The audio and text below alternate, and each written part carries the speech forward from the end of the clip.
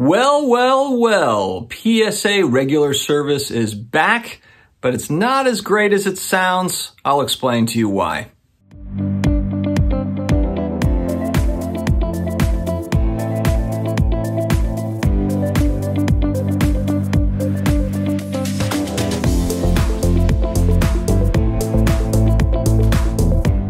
Hello to all my sports card collector, investor, all my collectibles friends. I hope that you are doing amazingly well. A couple of housekeeping notes. I've got Sportcards Anonymous Dakota coming on the show tomorrow, I believe at 9 p.m. Eastern time. So definitely check us out here on my channel. If you're new here, please hit that subscribe button. If you're looking for pretty much daily sports card newsy type content, pricing with a little bit of a finance twist kind of mixed in. We're just talking about hobby stuff, guys.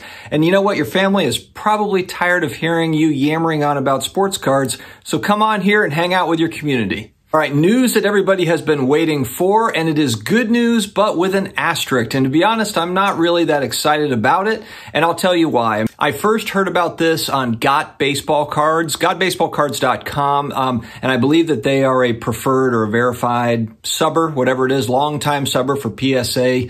They've been on Sports Card Investors channel, Jeff Wilson's channel, many times. So you've probably seen, I believe it's Joe who runs Got Baseball Cards, but him and one of his colleagues was on a video. They have a YouTube channel, and I was watching that, and they were just kind of going through it. I believe they're offering the service at $110 per card. And that includes kind of all-inclusive of shipping and insurance and all that stuff. I also did see Nash Cards and IG was offering at $95 per card. And I think that's value up to $999 estimated value.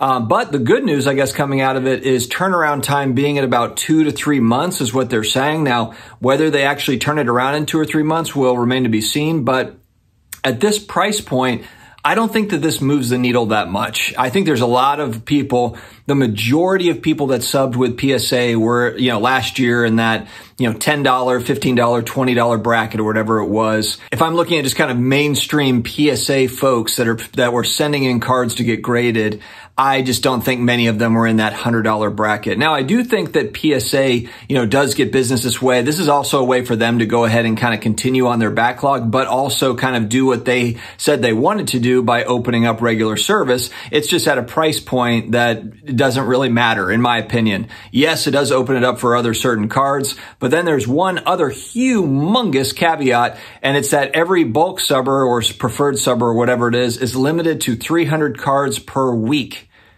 300 cards per week is nothing for how many. I think that Got Baseball Cards said that he's got at least 1,000 individual customers that sub to them. At least 1,000. 300 cards is not that many cards, and the way that they were explaining it, essentially they're going to treat it as first come, first serve. I think they called it first in, first out, and that's why they were saying kind of getting ahead of this is go ahead and get your cards in ahead of this. I'm not sure how that's going to go. If they've already received, 10,000 cards, does that mean that they have the next 30 weeks figured out? 3 weeks? What's the math on that? 30 weeks of submissions already set? That's something that I think will be kind of interesting, but capping it, I think, is good just in the sense that you're not giving kind of a preferential treatment to one particular, bulk subber or, verified subber or whatever. But, who do you send to then? It's like if they're capped at 300, then, if you go to, they're going to eat through 300 cards very, very quickly. I think, at least I think that they will. I do think, I've said this on videos before, I think PSA's kind of shut down for like a cheaper service offering is really a huge thing in the hobby right now as far as just hobby momentum when people are looking at like, why is sports card interest kind of waning in certain areas? And I just do think that the lack of being able to get cards graded and turn around, that whole cycle just being completely clogged, I think is a really, really huge deal. And so I think that that's going to play itself out. I think this is just a starting point. We're in December. They wanted to get regular service, done in fourth quarter. They've essentially done that, but it's still not enough. And I assume that first quarter next year, there will be, another offering, kind of another layer that opens up, or maybe it's regular service, but the price drops a little bit or whatever the case may be. I do think this is going to continue to get better because PSA is grading a ton of cards right now. They're optimized pretty nicely. We saw previous video where they were up to what, 40,000 cards a week over a 1 week span of time, or excuse me, 40,000 cards a day, every day for a week. Of course, you've got holidays and things, which I think would probably slow down grading to some degree, but they are really kind of optimizing. I don't think they've stopped hiring graders, so I think that they are on the right track, getting this thing under control. But this regular service, and that's why I think that you haven't really seen a lot of talk. I haven't really heard a lot of chatter in the community, excitement, because it's just not enough. It's not enough to really kind of move any sort of needle for the average person. Maybe for some people, but then when you cap it at 300 cards a week, they're still limiting what they're taking in. So it's not as if they're opening up this $100 tier and they're going to take a zillion cards. Even if there was a demand for a zillion cards,